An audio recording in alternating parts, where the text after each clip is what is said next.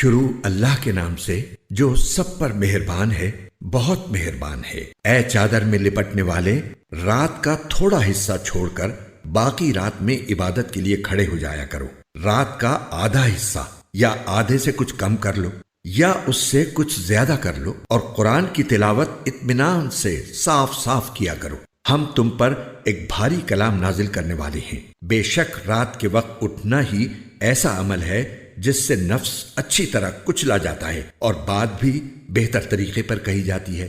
دن میں تو تم لمبی مصروفیت میں رواں دواں رہتے ہو اور اپنے پروردگار کے نام کا ذکر کرو اور سب سے الگ ہو کر پورے کے پورے اسی کے ہو رہو۔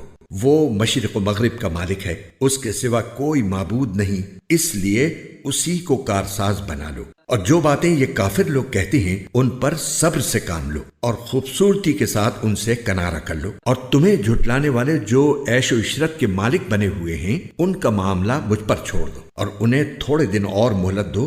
یقین جانو ہمارے پاس بڑی سخت بیڑیاں ہیں اور دہکتی ہوئی آگ ہے اور گلے میں پھنس جانے والا کھانا ہے اور دکھ دینے والا عذاب ہے۔ اس دن جب زمین اور پہاڑ لرز اٹھیں گے اور سارے پہاڑ ریت کے بکھرے ہوئے تودے بن کر رہ جائیں گے۔ جھٹلانے والوں، یقین جانو ہم نے تمہارے پاس تم پر گواہ بننے والا ایک رسول اسی طرح بھیجا ہے جیسے ہم نے فرعون کے پاس ایک رسول بھیجا تھا۔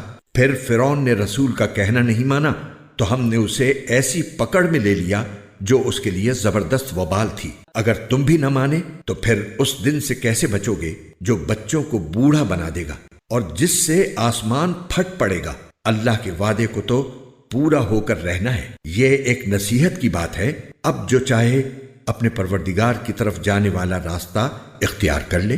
اے پیغمبر، تمہارا پروردگار جانتا ہے کہ تم 2/3 رات کے قریب اور کبھی آدھی رات اور کبھی 1/3 رات تہجد کی نماز کے لیے کھڑے ہوتے ہو، اور تمہارے ساتھیوں میں سے بھی ایک جماعت ایسا ہی کرتی ہے۔ اور رات اور دن کی ٹھیک ٹھیک مقدار اللہ ہی مقرر فرماتا ہے۔ اسے معلوم ہے کہ تم اس کا ٹھیک حساب نہیں رکھ سکو گے، اس لیے اس نے تم پر عنایت فرما دی ہے۔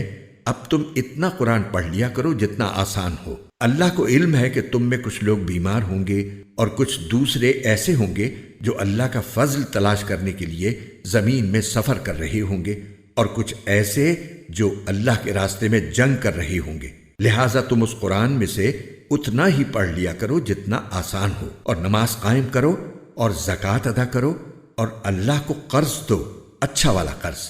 اور تم اپنے آپ کے لیے جو بھلائی بھی آگے بھیجو گے اسے اللہ کے پاس جا کر اس طرح پاؤ گے کہ وہ کہیں بہتر حالت میں اور بڑے زبردست ثواب کی شکل میں موجود ہے۔ اور اللہ سے مغفرت مانگتے رہو، یقین رکھو کہ اللہ بہت بخشنے والا، بہت مہربان ہے۔